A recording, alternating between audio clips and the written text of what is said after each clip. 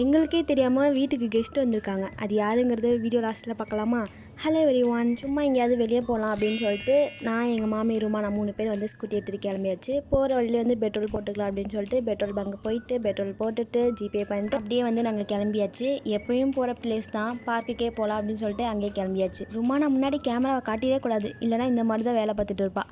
ஒரு சைடு அவள் செட்டப் பண்ண, இன்னொரு சைடு நான் அவளோட ஹேரை சரி பண்ண, இப்படியே போயிடுச்சு. அதுக்கப்புறம் பார்க் வந்ததுக்கப்புறம் பார்க்கிங் ஏரியாவில் வந்து டோக்கன் வாங்க சொன்னாங்க. அதே வாங்கிட்டு உள்ளே போயாச்சு. ருமானோட வெயிட்டை பார்க்கலாம் அப்படின்னு சொல்லிட்டு வெயிட்லாம் பார்த்துட்டு அப்படியே ஒரு ரைடாக ஏற ஆரம்பிச்சிட்டோம்.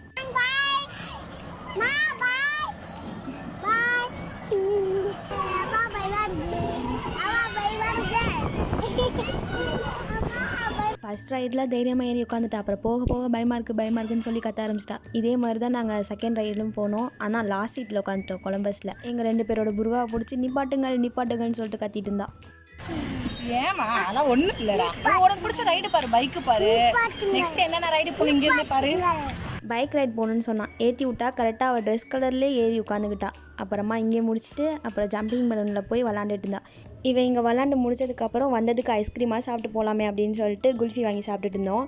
ஆனால் வீட்டுக்கு போனால் அங்கே தான் எங்களுக்கு ஒரு ட்விஸ்ட்டே. எங்கள் மச்சான் எங்கள் அக்காலாம் எங்கள்கிட்ட சொல்லாமலே வீட்டுக்கு வந்திருக்காங்க. நான் கரெக்டாக வீட்டுக்கு வரேன், எங்கள் அத்தா எங்கள் மச்சாலாம் உட்காந்து சாப்பிட்டுட்டு இருந்தாங்க. அப்புறம் சலாம்லாம் சொல்லிட்டு நூனை தூக்கிட்டு மொட்டை மாடிக்கு வந்தாச்சு. ஓகே, இன்றைக்கி நைட்டு நாங்கள் தூங்கின மாதிரி தான். உங்களுக்கு இந்த மினி ப்ளாக் பிடிச்சிருந்துச்சுன்னா லைக் பண்ணி நம்ம சேனலை சப்ஸ்கிரைப் பண்ணிக்கோங்க. டாடா.